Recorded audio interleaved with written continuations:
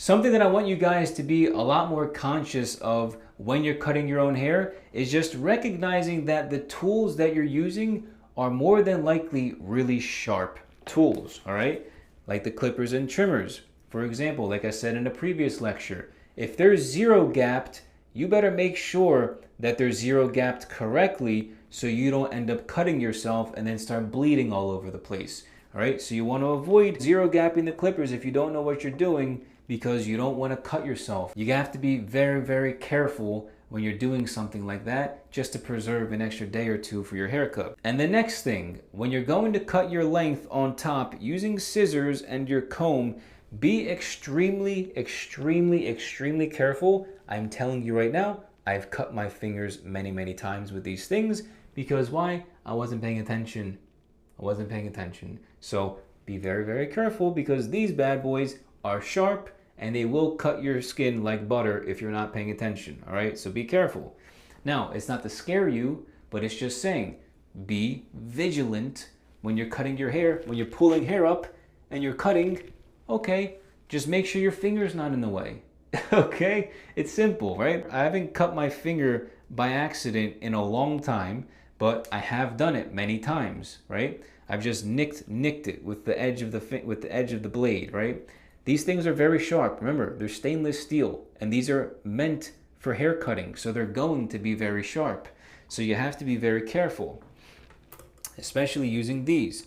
Now, the thinning shears, on the other hand, you don't really have to worry about them. These things are these are like my prized possession scissors. These things are amazing for blending and for thinning hair. And I don't have to worry about hurting myself, cutting myself with these, because they're basically safety scissors, all right? They're safety scissors. I can touch these blades and I'm not gonna hurt myself. I don't wanna touch this one as much, but this one, you know, we're good. We're good to go. These are basically safety scissors, right? And typically with thinning shears, because of the way that they're designed, right? I'm not sure if you guys can see, but they're designed to have all of these little ridges right in here. They only cut like 40% of the hair, right? So I can take a giant chunk of my hair right now, cut, and it'll only cut like 30 to 40% of the hair because of all these little ridges, which is great. And then on top of that, I know I can't hurt myself with these scissors. I'm not gonna cut myself, right? Even though they're really sharp, it only cuts, again, 30 to 40% of whatever's inside.